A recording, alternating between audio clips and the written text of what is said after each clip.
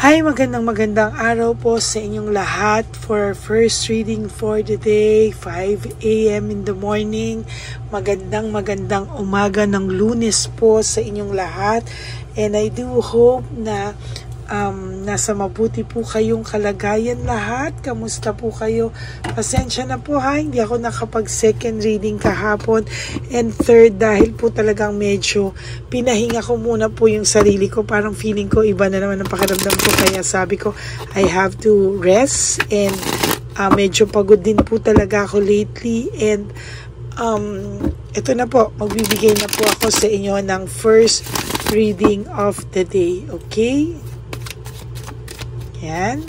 Kumusta po ang araw nyo? Sana po ay okay na okay kayong lahat. Sabi ko nga po, you wake up for today, you do 3 things that will make you happy, and iwasan nyo po ang mag-isip sa kanya, at matulog po kayo mamaya na successful kayo, and then tomorrow is another day. Ganun po ulit ang gawin nyo, and eventually you will survive from this. Pili na po tayo ng 10. 1, 2, 3,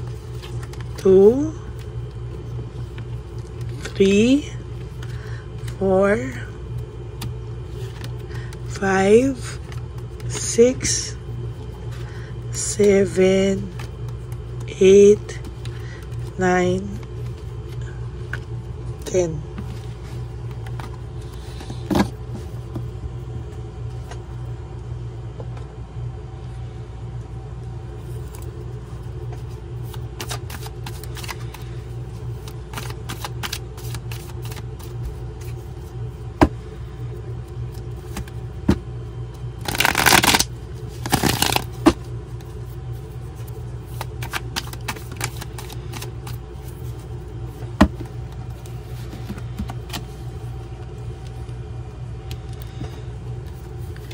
One, 2, 3, 4, 5, 6, 7, 8, 9, and 10.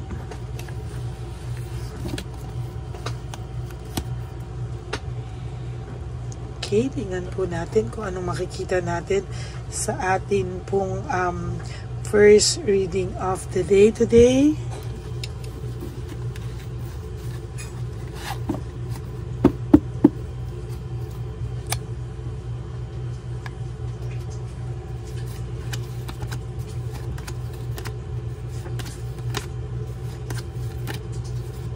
Huwag niyo pong i-skip to dahil dito po tayo kumukuha ng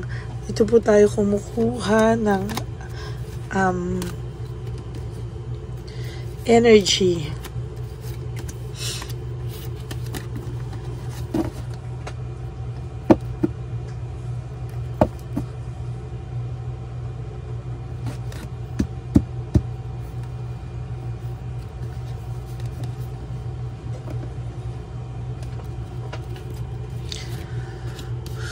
Failure and defeat, no? Sa nakikita ko po ngayon dito, meron po akong nakikita na parang talunan. Ano ang iniisip po nila ngayon, o ang iniisip po ng person nyo, ang iniisip po ng person nyo, iniisip po ng third party nyo, nasa kanila po ang pagkatalo ngayon. Failure, no? Talunan, no? May pagkatalo po akong nakikita dito. And so far sa nakikita ko po talaga ngayon ay hindi po sila maayos-ayos, no? Medyo meron po silang pinagdadaanan ngayon, at pagkatalo po ang iniisip nila so far, no? Sa nakikita ko po dito, hindi niya po alam kung ano po ang mga mangyayari sa susunod, pero ang iniisip niya po ay may pagkatalo po siyang nararamdaman. Isolation, ina-isolate po ng person nyo yung sarili niya right at this very moment, kasi po feeling niya po mas gusto niya munang tumahimik. Pakiramdam niya po gusto niya tumahimik, pakiramdam niya po ay gusto niya muna pong mag-isa, no? Ayaw niya muna po ng gulo, no? Ayaw niya muna po ng gulo, ayaw niya pong makipag-usap sa kahit kanino. Gusto niya lang po munang mapag-isa. Hindi niya po maintindihan, ano? Bakit daw po gusto niyang mapag-isa. Alam niya po, naiisip niya po ngayon na nasaktan ka niya ng sobra. Para po siyang nagigilty ngayon, ano, sa mga oras ngayon, para po siyang nagigilty. Naiisip niya po lahat ng ginawa niya sa iyo na nasaktan ka. And talaga pong hirap na hirap po ang person na ito ngayon, no? Ang pakiramdam niya po is hindi daw po niya kaya yung pakiramdam niya ngayon, na parang pakiramdam niya po nagigilty siya, na naaaburido siya, na hindi niya naiintindihan, ano? Ang pakiramdam niya po so far is medyo taliwas, no, sa mga pinapakita niyang kayabangan. Ayan, no, medyo taliwas po talaga, no? Hindi niya po inaakala na one day ay makakaramdam po siya ng pagkaaligaga, nakakaramdam po siya ng konsensya, nakakaramdam po siya ng aburido siya. Parang hindi niya po maintindihan kung ano po ang nararamdaman niya sa mga oras ngayon. Kasi sa nakikita ko po dito, mukha po siyang gulong-gulo, litong-lito. Gulong-gulo, litong-lito, hirap po siya. Hindi niya po akalain kung ano daw po yung mga nararamdaman niyang kakaiba sa mga oras na ito. No? Ngayon po, parang hindi sila nagkakaintindihan. Feeling po nila may nakamatsyag sa kanila. High level of scrutiny. Parang hirap po sila. Hindi po niya alam kung ano daw po ang mangyayari sa kanila. Sa totoo lang. High level of scrutiny, talagang may nangyayaring mabigat. No? Mabigat po talaga sa kanila sa mga oras na ito. Boredom. No? May boredom po akong nakikita dito. There is this boredom. Lack of passion, boredom. Talagang sa nakikita ko po ay hindi po basta-basta. No? Hindi po basta-basta yung nangyayari sa kanila ngayon, no? Nakakaramdam po ng boredom itong tao mo, itong person mo. Bakit? Kasi po nahihirapan po siya and hindi niya po alam bakit daw po ganito yung pakiramdam niya.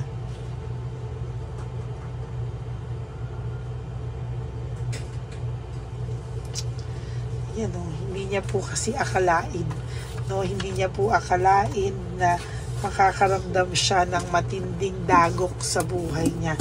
Hindi niya po akalain na siya ay makakaramdam na kahit konting konsensya. Kaya siya parang bored na bored. Hindi niya po maintindihan. All of a sudden, parang nakakaramdam siya ng matinding kalituhan, no?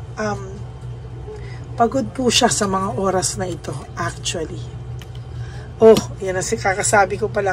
Frustrated and exhausted po siya sa mga oras na to. Hindi niya po maintindihan bakit daw po ganyan ang pakiramdam niya. Bakit daw po siya nakakaramdam ng matinding exhausted, no?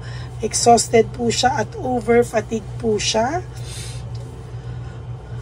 Hindi niya po maiwasang mag-isip, no? Bakit all of a sudden ang lungkot-lungkot po niya?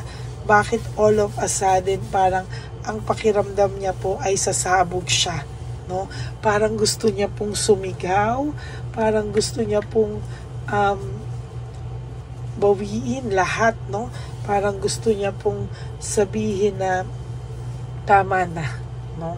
Tama na, gulong-gulo na po siya at parang siya na rin po yung nagsasuffer ng consequences sa mga ginawa niya actually, no?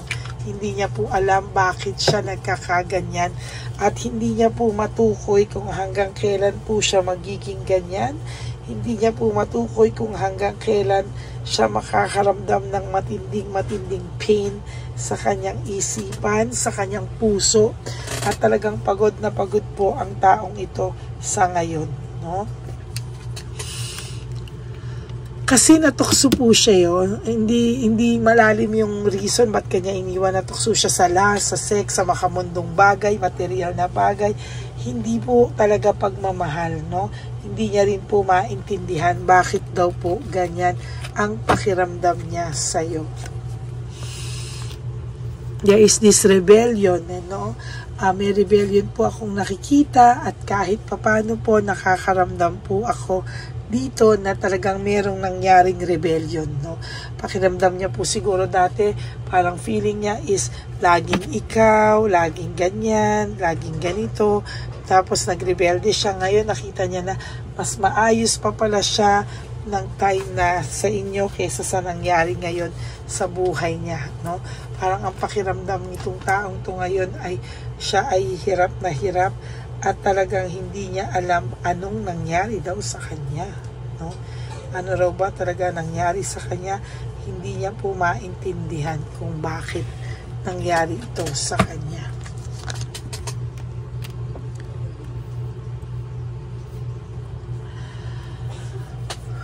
Alam niya po na pinag-uusapan siya ng mga tao, no? Alam niya po na pinag-uusapan siya ng mga tao. Alam niya po behind his back, pinag-uusapan siya ng mga tao.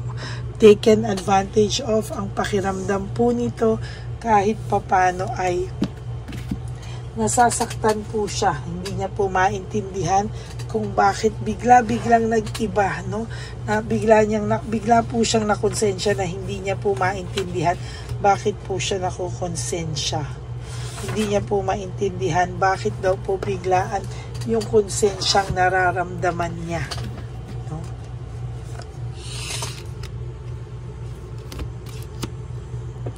There's breakthrough, no? There's doubts, lack of self-awareness. Sa nakikita ko po dito, malungkot po ang taong ito at hindi niya po alam kung ano po ang gagawin niya.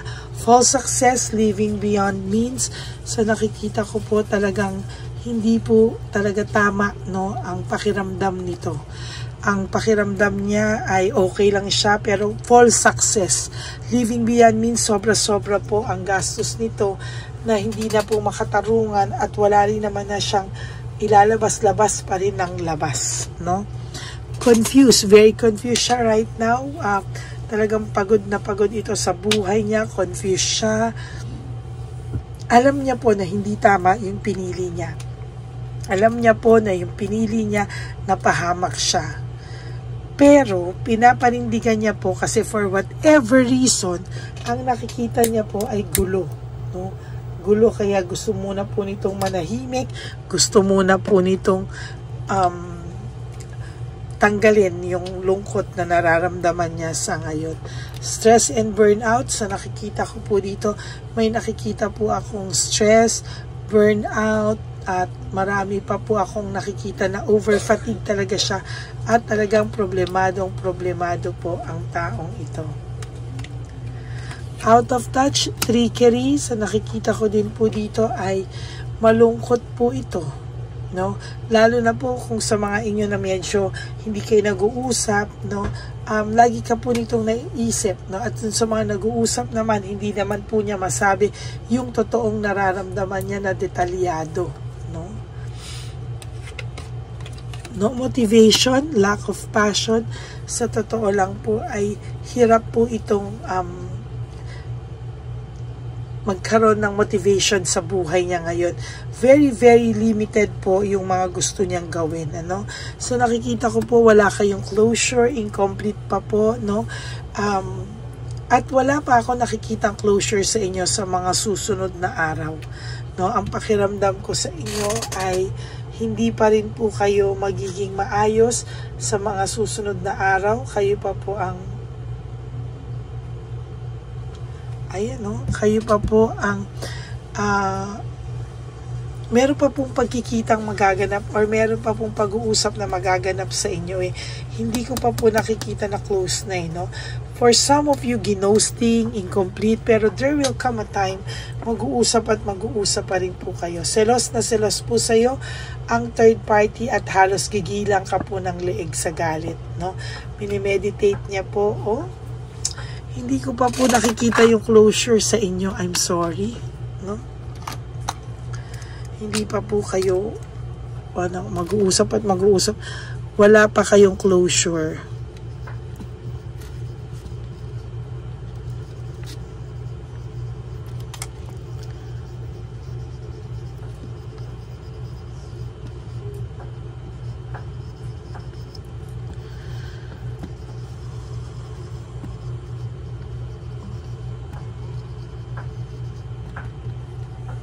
wala pa kayong closure, mag-uusap at mag-uusap kayo. Yan po ang nakikita ko sa inyo. Yan, wala pa kayong closure, mag-uusap at mag-uusap kayo. Yan po ang nakikita ko sa first reading of the day nyo po. No, I hope na naka-resonate kayo. And if you do, can you please give me a like? Sana naman po lahat ng manonood, paki-like nyo naman po ang ating video. And please comment down below. No? Gusto ko pong makita ano po ang inyong mga comments and suggestions. And gusto ko pong mabasa ano po ang inyong innermost feelings. Yan, maraming salamat po sa inyong lahat. And God bless you all. And for those of you who would like to have a private reading with me, you can message me po at Ladyly Elena, that's Ladyly Elena. Nasa dulo po yan ng ating video. Diyan nyo lang po ako makokontakt. That's my only official and legit FB account. Yan. Maraming salamat po. And, so nakikita ko din po, marami po akong mga gustong basahan sa inyo ng personal reading through video call. Mag-message lang po kayo. Parang ngayon nararamdaman ko na parang gusto mong magpa-personal reading because this is a general reading. Gusto mo pong makita yung sayo. I-message mo lang po ako sa Ladyly Elena. Yan, sasagot po ako. Maraming salamat po sa inyong lahat. And for those of you who would like to give me a super thanks for this video, I would love and really be grateful for that. So ma-enjoy po yan ng ating mga lolos at lola sa ating Christmas edition, One Love a Day. Maraming salamat. And I do hope lahat kayo napapanood nyo po lahat ng ating mga One Love a Day. No? So maraming salamat po. And para naman po sa inyong lahat, no, na hindi mag-i-skip ng ads, maraming salamat po. Natutulungan nyo rin po ang ating mga lolos and lolas sa pamamagitan ng no skipping of ads. Thank you from the bottom of my heart. Maraming salamat po. And thank you po, no, at hindi po kayo nagsasawang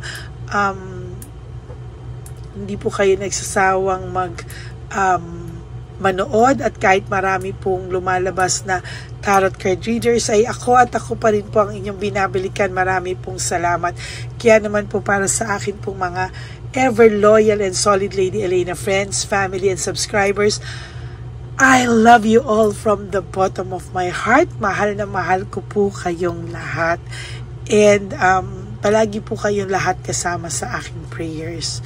And of course, ang aking po laging bilin sa inyo, bukod po sa sinabi ko kanina na live one day at a time, is life is too short. Don't make it shorter by stressing yourself from all the pains and heartaches na binigay sa inyo ng kahapon. Just surrender everything to the divine universe and just let go and let God write your life and love story. I will be back for another set of reading. Huwag po kayong malulungkot. Babalik po ako for another set of reading. Okay, God bless you all and I love you all from the bottom of my heart, and I will all see you again on our second reading of the day. Bye. God bless you all.